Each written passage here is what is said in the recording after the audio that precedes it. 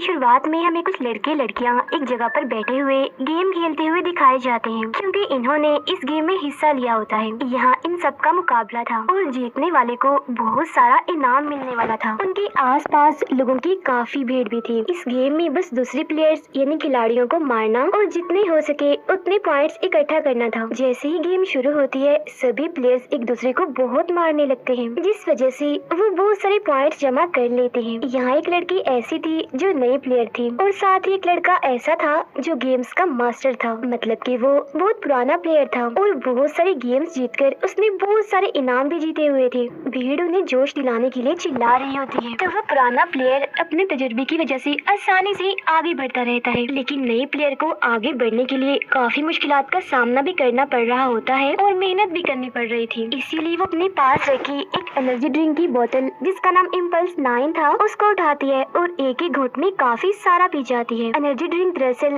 ताकत देने वाली ड्रिंक होती है, जिसे पीने से न सिर्फ उसे ताकत मिलती है बल्कि वक्त भी 100 गुना तक स्लो हो जाता है, मतलब बहुत ही आहिस्ता चलने लगता है। अब इस खूबी की वजह से वो उस पुराने प्लेयर समेत सभी को मारकर इस गेम को जीत जाती है और अपने दोस्त के साथ मिलकर अपनी इस खुशी को मनाने लगती है। मगर वो ये नहीं जानती थी कि बहुत जल्द उसकी खुशी दुख में बदलने वाली है। अचानक से ही एनर्जी ड्रिंक की बोतल नीचे गिर के टूट जाती है और सारी ड्रिंक बिखर जाती है। इसके बाद सीन अचानक से बदल जाता है, जहाँ वो लड़की खुद को 3 बच्चों की माँ पाती है। उसका घर बहुत ही पुराना और गंदा था, वहाँ मॉडर्न दौर जैसी कोई भी चीज नहीं थी और तो और बिजली भी नहीं थी इधर, जिसे देखकर तो उसकी तकलीफ में काफी इजाफा हो गया होता है। फिर जब वो घर से बाहर आती है तो देखती है कि बाहर की दुनिया भी बंजर और उजाड़ के अलावा और कुछ भी नहीं है। यहाँ तक कि हवा भी जहरीली थी, जिसमें सांस लेना भी मुश्किल था और मास्क लगाने की जरूरत पड़ती थी।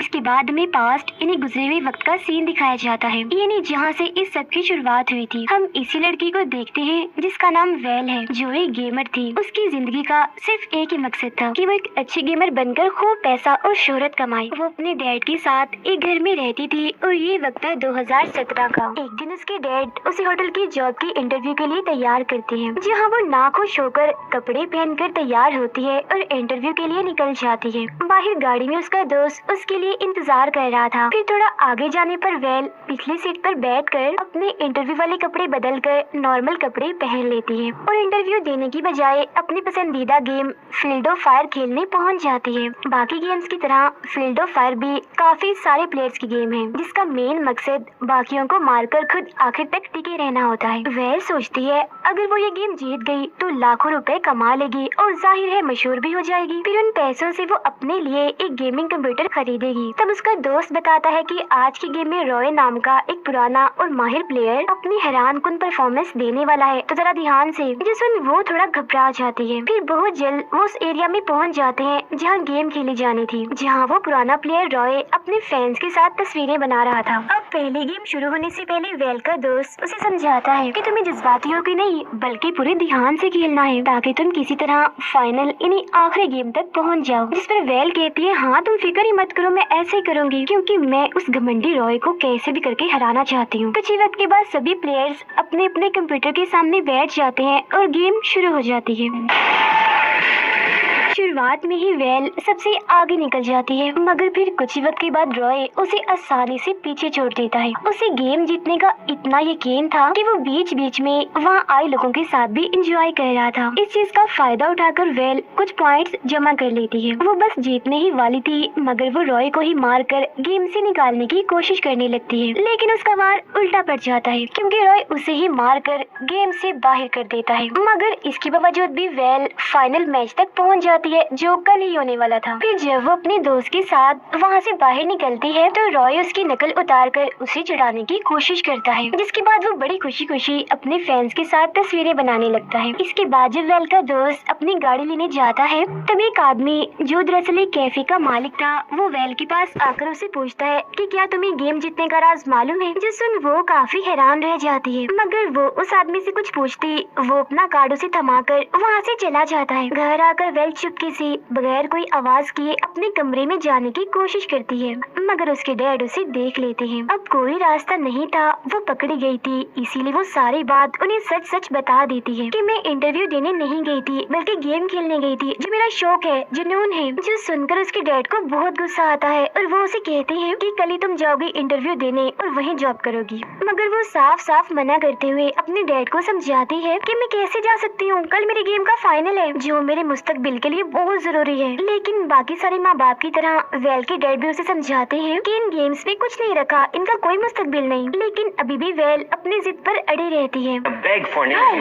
और उनकी बात को ना मानते हुए अपने कमरे में चली जाती है। थोड़ी देर बाद वो अपनी आज की खेली हुई गेम को इंटरनेट पर देखने लगती है, जहाँ रॉय को सबसे टॉप पर देखकर उसे काफी गुस्सा आता है। तभी उसका ध्यान कैफे के उस मालिक की दी हुई कार्ड पर जाता है और साथ ही उसे याद आता है कि उसने गेम जीतने के राज के बारे में बात की थी। अब क्योंकि उसके दिल में बदला लेने की तड़प भी थी और जीतने का जुनून भी था, इसीलिए वो फौरन कार्ड पर लिखे हुए पते पर चली जाती है। ये जगह दरअसल एक गेम कैफे था, जहाँ कुछ लोग अपने अपने कंप्यूटर्स पर गेम खेल रहे थे और काफी एंजॉय भी कर रहे थे। तभी वहाँ कैफे का मालिक वेल के पास आता है और उसे भी बैठकर गेम खेलने का कहता है। अब यहाँ वेल को काफी हैरानी होती है कि ये तो मुझे सिर्फ गेम खेलने का कह रहा है, तो इसने अपना कार्ड मुझे क्यों दिया था। मगर इस पर ध्यान दिए बगैर वो गेम खेलने के लिए बैठ जाती है। वो गेम का सबसे मुश्किल लेवल चुनती है जो खेलना उसके लिए नामुमकिन था। ये देख कैफे का मालिक उसे वही वाली इम्पल्स 9 एनर्जी ड्रिंक देते हुए कहता है कि ये कोई मामूली एनर्जी ड्रिंक नहीं है, अगर तुम चाहो तो देख लो इसकी कमाल। तब उसकी बात मानकर वेल उसका एक घूंट पी लेती है, जिसकी फौरन ही बाद आसपास की सारी चीजें उसे बहुत ही स्लो चलती हुई दिखने लगती हैं। इस वजह से वो गेम जो कुछ देर पहले उसके लिए खेलना नामुमकिन हो रही थी और वो उसके लिए आसान हो जाती है। मगर फिर जैसे वो पलक झपकते ही हकीकत में वापस आती है तो खुद को टेबल पर कैफे के मालिक के सामने पाती है। अब हैरान होते हुए वेल उसे पूछती है मुझे क्या हुआ था, जिस पर वो कहता है जो भी इस एनर्जी ड्रिंक इम्पल्स 9 को पीता है वक्त उसके लिए स्लो हो जाता है और तुम्हें ये एनर्जी ड्रिंक को पिए 1 घंटा हो गया है, मगर तुम्हें पता नहीं चला कि कैसे वक्त गुजर गया, इसीलिए तुम इतनी चौंकी हुई हो। और अब जितनी ज्यादा मिकदार में इस एनर्जी ड्रिंक को पिएंगे वक्त उसके हिसाब से ही स्लो होता जाएगा। अब जो इंसान उसे पिएगा वक्त सिर्फ उसी के लिए स्लो होगा, जबकि असल में वक्त अपनी रफ्तार से ही आगे बढ़ता रहेगा। और फिर जब उस इंसान को हकीकत में होश आएगी तो वो वक्त में काफी आगे आ चुका होगा। खैर वो उसे एक एनर्जी ड्रिंक की बोतल के बदले $500 की मांग करता है। इतनी बड़ी रकम सुनकर वेल काफी हैरान रह जाती है, मगर वो उसे लेने से मना कर देती है, क्योंकि एक तो ये महंगी बहुत थी और दूसरा उसका मानना था कि गेम को जीतने के लिए इस तरह की किसी भी चीज को इस्तेमाल करना गेम में सरासर बेईमानी करना है। मगर तभी वो उसे अपना मोबाइल दिखाता है जिस पर रॉय का फोन आ रहा था, जिससे वो फौरन समझ जाती है कि रॉय भी दरअसल गेम्स को जीतने के लिए इस एनर्जी ड्रिंक का इस्तेमाल किया करता था। यही वजह थी कि वो किसी भी दूसरे प्लेयर को अपने सामने टिकने नहीं देता। अब ये सब जानने के बाद वो इम्पल्स 9 की बोतल खरीदने के लिए तैयार हो जाती है। फिर अगले दिन गेम शुरू होने से पहले वो इम्पल्स 9 की बोतल को अपने कंप्यूटर के साथ रख देती है और जैसे गेम शुरू होती है वो उसका एक घोंट पी लेती है और गेम में हर चीज स्लो होने का फायदा उठाकर वो कुछ पॉइंट्स हासिल कर लेती है। ये देख रॉय भी इम्पल्स 9 को थोड़ी मिकदार में पीता है और एक के बाद एक सभी को पीछे छोड़ता हुआ टॉप पर आ जाता है। अब ये देखकर वेल पर प्रेशर बढ़ जाता है और साथ ही वो काफी मायूस भी हो गई थी, इसीलिए अब वो इम्पल्स 9 की पूरी बोतल ही पी लेती है। अब क्योंकि उसने ज्यादा मिकदार में एनर्जी ड्रिंक ली थी इसीलिए वक्त उसके लिए काफी स्लो हो जाता है, जिसका फायदा उठाकर वो रॉय के प्लेयर को मारकर आखिरकार इस गेम को जीत जाती है। उसके दोस्त समेत हर कोई उसकी खुशी के लिए झूम उठता है, मगर तभी यहाँ उसकी इम्पल्स 9 की बोतल नीचे गिरकर टूट जाती है। ये वही सीन था जिसे हम पहले भी देख चुके हैं। अब यहाँ से दोबारा सीन वहीं आ जाता है जहाँ हम वेल को उसी पुराने घर में एक चेयर पर बैठा हुआ देखते हैं, जिसके हाथ में उसका छोटा सा बच्चा भी है। फिर कुछ ही वक्त के बाद मेले कुचले कपड़े पहनकर उसका दोस्त यहाँ पर आ जाता है, जो दरअसल अब उसका हस्बैंड है। वो बच्चे को सुलाने के बाद वेल को तैयार होने के लिए कहता है। अब खुद को इतना अजीब सा पाकर वेल को काफी हैरानी हो रही थी और तो और ज्यादा उम्र के लोगों की तरह वो हाँफ भी रही थी और अपने हाथ में अंगूठी देकर उसके जहन में बहुत सारे सवाल उठने लगते हैं। अब खुद को थोड़ा नॉर्मल करने के लिए वो जैसे नीचे जाती है तो वहाँ भी उसे 2 बच्चे मिलते हैं जो उसे मम्मी कहकर बुला रहे थे, जो देखकर तो उसके होश उड़ जाते हैं। सब हालात से घबराते हुए वो जैसे बाहर आती है तो देखती है कि बाहर भी उजाड़ के सिवा कुछ नहीं है और ये भी वही सीन है जिसे हम पहले ही देख चुके हैं। यहाँ वो लोगों को टेंट में रहता और खुलेआम वॉशरूम इस्तेमाल करता हुआ देखकर काफी हैरान हैरान रह जाती है। तब यहाँ उसे पता चलता है कि इम्पल्स 9 को इस्तेमाल करने के बाद वो पलक झपकते ही 2017 से 2029 में पहुँच गई है, मतलब अपने वक्त से 12 साल आगे, क्योंकि वक्त सिर्फ उसके लिए ही स्लो हुआ था, बाकी दुनिया तो अपनी स्पीड से ही चल रही थी और अब वो रियलिटी यानी हकीकत में ही थी। और इतना हैरान वो इसीलिए थी क्योंकि स्लो मोशन में रहने की वजह से उसे पता ही नहीं चला कि वक्त इतना आगे आ गया है। अब वो जिस जगह पर रह रहे थे ये पूरा इलाका ऊंची ऊंची दीवारों से घिरा हुआ था, क्योंकि इस पूरे इलाके को रेगिस्तान से अलग किया हुआ था, क्योंकि रेगिस्तान में खतरनाक मखलूक थी जो इंसानों पर हमला करती थी। तब उनसे बचने के लिए ये लोग मेन गेट पर बारी बारी पहरा देते हैं। साथ ही उससे ये भी पता चलता है कि माजी में जिन जिन लोगों ने इम्पल्स 9 को पिया था वो अब यहाँ इस वक्त में जाग रहे थे, जिनका नाम रख दिया गया था पल्सर, यानी इम्पल्स 9 को इस्तेमाल करने वाले। इम्पल्स 9 को बहुत ज्यादा इस्तेमाल करने की वजह से लोग अचानक से ही काफी सालों आगे के वक्त में पहुंच रहे थे, जिस वजह से पूरी दुनिया में अफरा तफरी मची हुई थी। जाहिर है इस सबसे सब कुछ तबाह भी हो चुका था और यहाँ के लोगों का मानना था कि सब तबाही के पीछे पल्सर जिम्मेदार है, इसीलिए उन्हें यहाँ रहने की इजाजत नहीं दी जाती। मगर पल्सर्स को पहचानने का उनके पास सिर्फ एक ही रास्ता था और वो ये कि अगर किसी इंसान को अपने मौजूदा वक्त पर शक हो तो मतलब वो पल्सर है। अब यहाँ पल्सर्स के बारे में गलत बातें और उनके साथ बुरा सलूक देकर वेल अपना मुंह नहीं खोलती, वो सबसे छुपा कर रखती है कि मैं भी एक पल्सर हूँ, यानी मैंने कभी इम्पल्स 9 का इस्तेमाल नहीं किया। घर जाकर वेल को अपने डैड के बारे में याद आता है, मगर जैसे उसकी नजर साइड पर रखी टेबल पर जाती है तो वो वहाँ अपने डैड की राख का एक बर्तन देखती है, जो देख वो समझ जाती है कि मेरे डैड मर चुके हैं और वो फूट फूट कर रोने लगती है। इतनी ही देर में एक पुलिस वाला यहाँ पर आकर उसे वॉशरूम साफ करने के काम पर चलने का कहता है, जहाँ पहले तो वो मना कर देती है, मगर जब वो उसे याद करवाता है कि तुम सफाई इंस्पेक्टर हो और ये तुम्हारा काम है तो उसे जाना ही पड़ता है। बेचारे को कई घंटों तक टॉयलेट की सफाई करनी पड़ती है। फिर वक्त के साथ साथ वेल को भी इस उजड़े हुए माहौल में रहने की आदत हो जाती है। एक दिन वो अपने सारे काम खत्म करके अपने बच्चों को स्कूल से लेने जाती है, जहाँ उसकी बेटी उसे अपनी ड्राइंग देते हुए कहती है कि मामा आप मेरी हीरो हैं। मगर क्योंकि वेल काफी थकी हुई थी इसीलिए वो ना बच्ची की ड्राइंग देखती है और ना ही उसकी बात सुनती है। घर आकर वो देखती है कि उसका हस्बैंड साइकिल पर बैठा जोर जोर से पैडल मार रहा था। असल में वहाँ बिजली ना होने की वजह से वो फील्ड ऑफ फायर गेम खेलने के लिए बिजली बना रहा था। और वेल अपनी पसंदीदा गेम देखकर काफी हैरान हो जाती है और साथ में वो खुश भी थी। जब उसका हस्बैंड घर से बाहर जाता है तो वो अपने बच्चों के साथ बैठकर गेम खेलने लगती है। कुछ देर बाद उसका हस्बैंड भागकर घर आता है। वो काफी डरा हुआ था और कहता है कि आज गार्ड की ड्यूटी करने की तुम्हारी बारी थी जिसे तुम भूल गई थी, जिस वजह से पहरा देने वाले एक आदमी को अंदर आने का मौका नहीं मिला, तो वो उस खतरनाक मखलूक का शिकार बन गया। दोनों फौरन भागकर घर से बाहर जाते हैं, जहाँ उस आदमी की वाइफ रो रही थी। अपनी गलती पर शर्मिंदा होकर रोते हुए वेल घर जाने लगती है, मगर उसका हस्बैंड कहता है अभी तुम्हारी ड्यूटी का वक्त खत्म नहीं हुआ, ड्यूटी करो। तो वो दुखी होते हुए गार्ड का काम पूरा करती है। घर आकर भी वो काफी दुखी थी। उसे एहसास होता है कि ये जगह मेरे लिए नहीं है, मतलब मैं यहाँ नहीं रह सकती। इसीलिए वो उस रेगिस्तान में जाने का इरादा करती है जहाँ वो खतरनाक मखलूक थी। मगर जाने से पहले वो अपने हस्बैंड को खत लिखती है जिसमें वो बता देती है कि मैं पल्सर हूँ। फिर अगले दिन वो कभी वापस ना लौटने का इरादा करके निकल जाती है।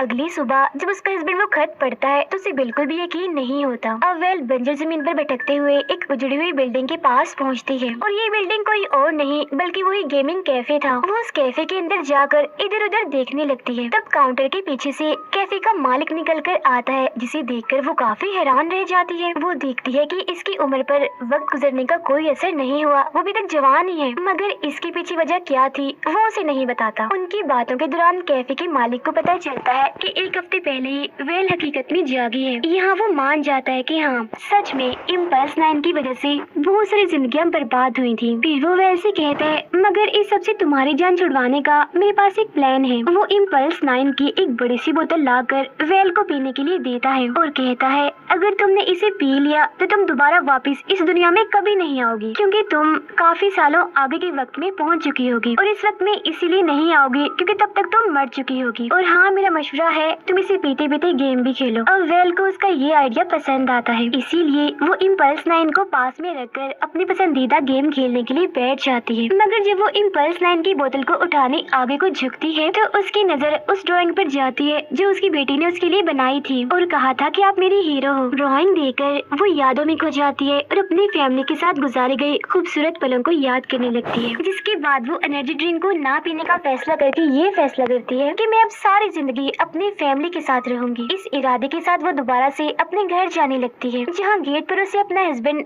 गार्ड की ड्यूटी करते हुए दिखता है। वो वेल से काफी नाराज था, इसीलिए वो गेट खोलकर उसे अंदर आने नहीं देता और कहता है तुम पल्स थी, तुमने हम सबको धोखा दिया। जिस पर वेल अपने किए की माफी मांगती है। अभी उनकी बात चल ही रही थी कि तभी उन्हें दूर से गोलियां चलने की आवाज सुनाई देती है, क्योंकि वो खतरनाक हमलावर मखलूक इनके इलाके की तरफ बढ़ रही थी। तब यहाँ ये बात खुलकर सामने आती है कि ये खतरनाक मखलूक जो बनी हुई है ये कोई और नहीं बल्कि इंसानों का ये ग्रुप है, मगर ये इंसानों के दुश्मन थे, उनका मांस खाते थे। उन्हें पास आता देख उसका हस्बैंड जल्दी से गेट खोलकर उसे अंदर ले आता है, जिसके बाद इधर अलार्म बज जाता है। सभी लोग डर जाते हैं और यहाँ से भागने लगते हैं। वेल उनमें से एक औरत से पूछती है, जिस पर वो बताती है कि हम सब खाई की तरफ जा रहे हैं, क्योंकि उन हमला आवरों को रोकने का कोई रास्ता नहीं है हमारे पास। ये जानकर उसे दुख होता है और क्योंकि यहाँ के सारे लोग उससे काफी नाराज थे, इसीलिए सबका भरोसा जीतने के लिए वो एक प्लान बनाती है। वो अपने हस्बैंड से कहती है मैं यहाँ रुककर जितनी देर हो सके उन हमलावरों को रोकने की कोशिश करूंगी। और वो उसे यहाँ अकेले छोड़कर जाना तो नहीं चाह रहा था, मगर जब वेल उसे बच्चों की खातिर यहाँ से जाने का कहती है तो वो उसकी बात मान लेता है और यहाँ से चला जाता है। इसके बाद इम्पल्स 9 की बड़ी बोतल जिसे वो अपने साथ लाई थी उसे लेकर लड़ाई के लिए तैयार हो जाती है। तब वो हमलावर गेट के पास पहुंचकर हमला करने के लिए आगे बढ़ते हैं। तब यहाँ वेल को पता चलता है कि इन हमलावरों का लीडर और कोई नहीं बल्कि रॉय था, जहाँ रॉय उसे बताता है कि मैं हकीकत में कुछ सालों पहले पहुंचा हूँ। मैंने सब पर हमला करके